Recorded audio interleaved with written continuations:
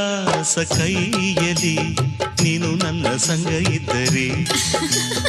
ಆಕಾಶ ಜೇಬಲಿ ನಿನ್ನ ನಗು ಹೀಗೆ ಇದ್ದರೆ,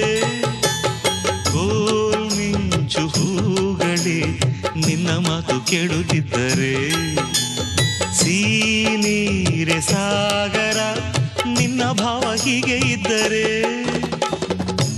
ಓಡದೆ ನೀನು ಜಿಂಕೆಯಾದೆ, ಹಾರದೆ ನಾನು ಹಕ್ಕಿಯಾದೆ, ಓ ಕನಕಾಂಬರಿ ನೀನು ಬಾರದೆ ಪೂಜೆಗೆ ಹೂವಿಲ್ಲ,